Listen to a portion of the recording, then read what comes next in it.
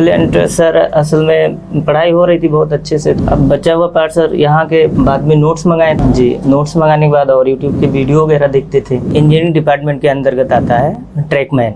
Track से related सारे work रहते हैं, पूरा ओपन। मोटिवेशन सर ये जॉब ही थी मोटिवेशन, डिसाइड ही नहीं रहता था। आँख खुला ट्रैक पे पहुँच गए, रेडी होता था, तुरंत खाता पीता था, फिर लाइब्रेरी चला जाता। दिन में जो टाइम मिलता था, जो लेक्चर के थ्रू मैं मतलब रिवीजन करता रहता था दिन में टाइम में, कि मैं जो पढ़ा हूँ क्या मतलब माइंड में है कि नहीं है। 11-12 बजे तक पढ़ने के बाद सुबह फिर वही 5-6 बजे उठना पड़ता था, डायरेक्ट ड्यूटी। मतलब कॉन्फिडेंस था, पहले ही सोचे थे अब की बार कि अक्षय अब की बार निकल जाएगा। कि वही लोग बताए, मैं सो रहा था, उठा, बोले कि तुम्हारा नाम आ गया। फाइनली मैं भी चेक किया तो फिर मुझे सबसे पहले मैं पापा को ही बताया फ़ोन करके, क्योंकि पापा मेरे लिए बहुत स्ट्रगल किए हैं। उस वर्ड के पीछे की मतलब प्रॉब्लम समझ रहा था, है घर पे प्रॉब्लम तो कैसे भी करके।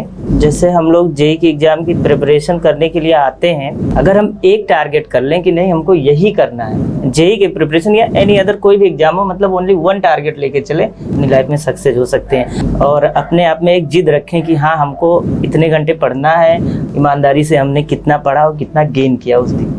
हेलो एवरीवन, आज हमारे साथ है अक्षय, जिनका चयन एसएससी 2025 के अंदर में बीआरओ डिपार्टमेंट हुआ है। सबसे पहले अक्षय को पूरे एक्सेल परिवार तरफ से बहुत बहुत बधाई और शुभकामनाएं। Thank you sir. वैसे आपकी सफलता के पीछे आपको हमें पता है कि आप इसके पहले ग्रुप डी की नौकरी भी करते थे जी तो सर। आपकी कहानी बहुत प्रेरक होगी उन बच्चों के लिए जो समय को लेकर करते हैं कि हम टाइम मैनेज नहीं कर पा रहे हैं, कैसे आप काम के साथ साथ, और वो भी एक बहुत ही मुश्किल जॉब, इसमें बहुत ज़्यादा हार्डवर्क होता है, करते करते पढ़ाई किया। तो मुझे पूरा यकीन है कि आपके जो अनुभव है उससे बच्चों को बहुत प्रेरणा मिलेगा।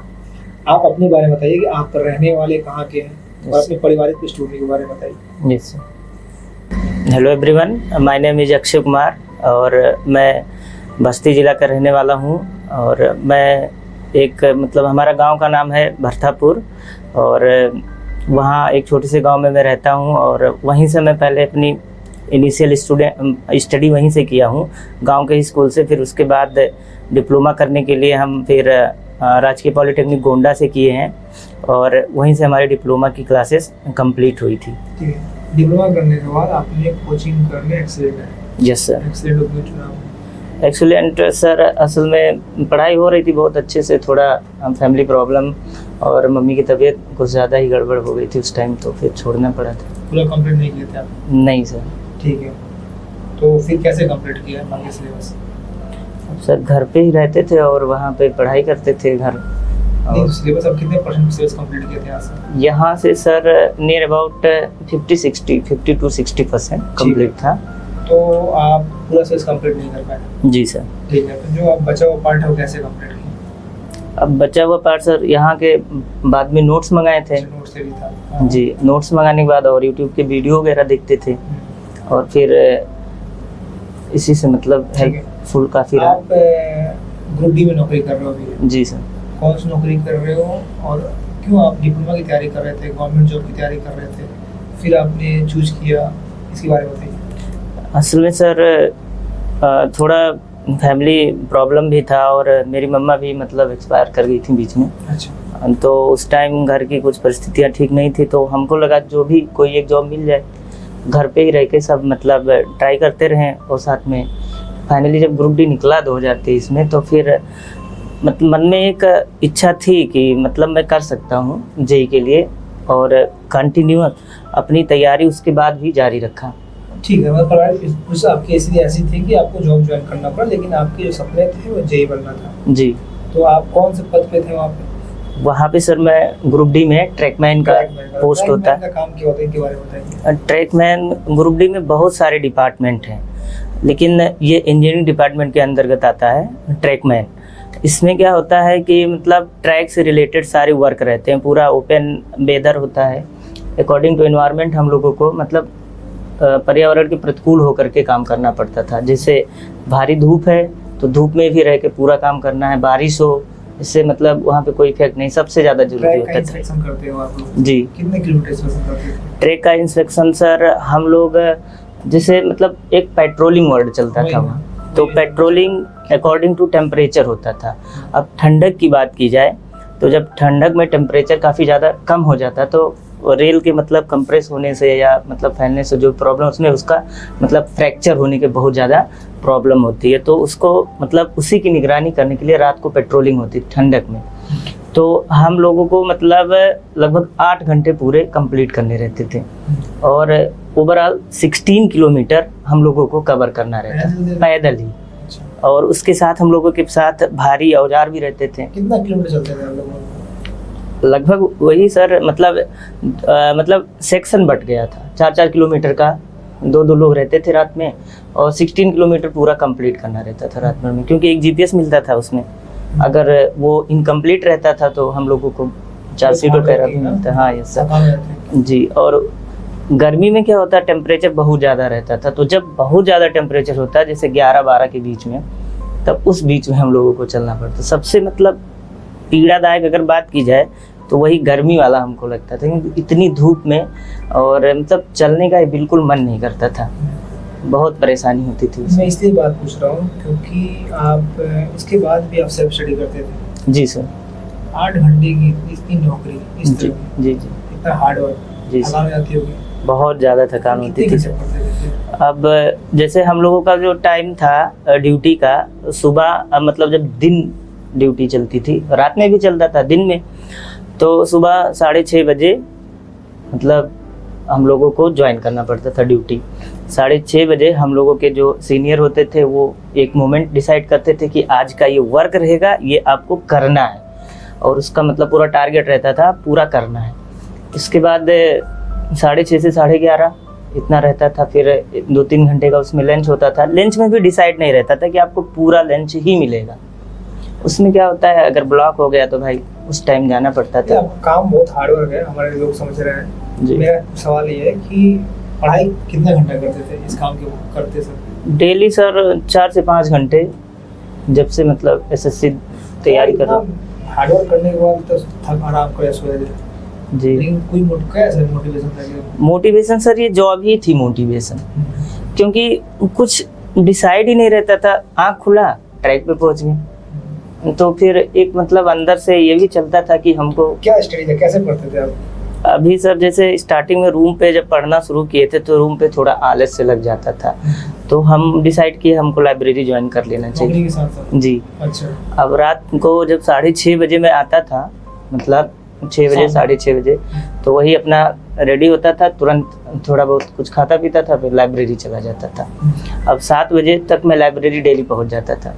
उसके बाद मैं 11-12 बजे तक लाइब्रेरी में रहता था। अपना जो हो पाता था मेरे से मैं उतना करता था। और उसके बाद दिन में जो टाइम मिलता था, जो लेक्चर के थ्रू मैं मतलब रिवीजन करता रहता था दिन में टाइम में, कि मैं जो पढ़ा हूँ क्या मतलब माइंड में है कि नहीं है। तो वही सब सारी चीज़ें ऐसे ही प्रोसेस चलती थी। और फिर 11-12 बजे तक पढ़ने के बाद सुबह फिर वही 5-6 बजे उठना पड़ता था, डायरेक्ट ड्यूटी। आपको यकीन था कि मैं जेई बन जाऊँगा? ये सर मतलब कॉन्फिडेंस था अंदर से। रिजल्ट आया तो जो आपके साथ सहकर्मी होंगे जी, मैं मतलब मैं बैठा था उस दिन ड्यूटी करके, नाइट ड्यूटी थी मेरी, मैं सो रहा था। तो मेरे दोस्त थे, 2 दोस्त, एक वेद प्रकाश हो गया और नीरज, और एक कन्हैया है। हाँ मतलब नहीं, सब डिप्लोमा के दोस्त थे। वो लोग पहले ही सोचे थे अब की बार कि अक्षय अब की बार निकल जाएगा। तो वही लोग मतलब रिजल्ट मतलब चेक करके वही लोग बताए। मैं सो रहा था, उठा, बोले कि तुम्हारा नाम आ गया। हमको यार हमको यकीन तो हो नहीं रहा है। फाइनली मैं भी चेक किया, तो फिर मुझे सबसे पहले मैं पापा को ही बताया फ़ोन करके, क्योंकि पापा मेरे लिए बहुत स्ट्रगल किए हैं। क्या करते हैं पिताजी अपने? पापा अभी तो घर पे ही हैं, खेती वगैरह कर रहे हैं इस टाइम। अच्छा। जी। पापा क्या रही?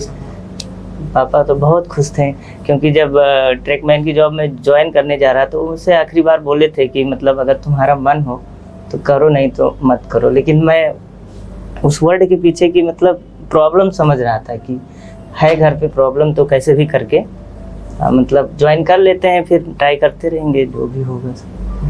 हम तो अपना प्रैक्टिस करते रहे। पापा भी बार बार मोटिवेट करते थे कि कैसे भी करो, मतलब टाइम निकालो, पढ़ा करो। हम लोगों का वीकली रेस्ट होता था, तो हम लोग रेस्ट में घर नहीं जाते थे। कभी कभार घर जाते थे, हमेशा नहीं। तो रेस्ट के दिन हम लोग पूरा दिन लाइब्रेरी रहते थे, अपना पढ़ते लिखते थे।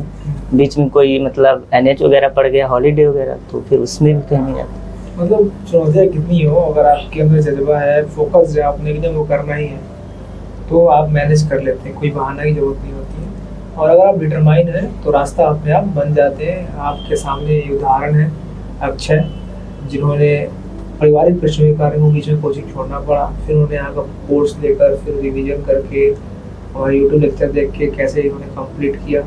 और क्योंकि पारिवारिक आर्थिक तंगी भी एक समस्या थी, तो उन्होंने जो सपने नहीं थे, किसी का ग्रुप डी की नौकरी है, होता है कि जॉब ज्वाइन कर लेते हैं, लेकिन जॉब ज्वाइन करने के बाद बहुत कंफर्ट लगा, चलो जॉब मिल गया, उसके बाद भी उन्होंने अपने सपने को पीछे नहीं छोड़ा और लगातार लगे रहे। तो अगर आप बचित है तो फिर रास्ता अपने आप बन जाते हैं। इससे जो बच्चे भी हमारे कोचिंग कर रहे हैं हमारे, जी ठीक है ना, उनको आप क्या संदेश देना चाहते हैं? आप तो नौकरी का आप तो काम करते हैं। हाँ, मैं टाइम मैनेजमेंट लोग बड़ा शिकायत होती है बच्चों का, जी। नॉन टेक नहीं कर पा रहे हैं, टेक में ध्यान चला जा रहा है, क्लास भी कर रहे हैं और कर उनको रेगुलर क्लास कर रहे हैं, जी जी समय टाइम मैनेजमेंट को लेकर परेशान रहते हैं। एक्चुअली सर, मैं जो मतलब रियलाइज किया हूँ, जैसे हम लोग जेई की एग्ज़ाम की प्रिपरेशन करने के लिए आते हैं, तो हम लोगों का माइंड सेट होता है कि हम कोई भी जॉब, मतलब ऐसा होता है कभी कभी कि ये भी वैकेंसी निकली, ये भी निकली, इसको भी देख लेते हैं, इसको भी। तो इसमें क्या होता है, बहुत डिस्ट्रैक्शन होता है।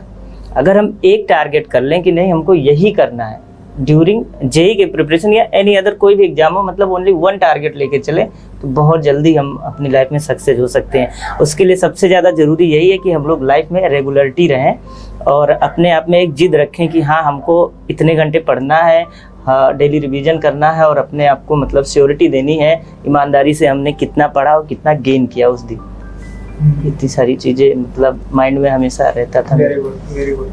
तो आज इनका चयन हो गया बीआरओ में और बहुत खुशी की बात है। हम समझ सकते हैं कि ये सफ़र जो शब्दों में बयां कर रहे हैं ये कितना मुश्किल होगा। एक एक दिन उस सपनों के साथ जीना, शरीर इतने मेहनत, मैं ये काम के बारे में क्यों बात की, उस काम को करने के बाद आपका शरीर का क्या किस तरह का शरीर को थक जाता है, उसके बाद भी आप रेगुलर पढ़ते रहें। जी कंटिन्यू बहुत महत्वपूर्ण होता है। तो दोस्तों, इनकी कहानी आप सबकी प्रेरणा की विषय है और हम चाहेंगे कि अक्षय जो अपने जीवन में जो भी सीखे हैं, इनके ऐसे ही समाज को एक अच्छा मार्गदर्शन देते रहें और बेहतर काम करें, हमेशा स्वस्थ रहें। एक्सेल इनके एक उज्जवल भविष्य की कामना करते हैं। Thank you sir.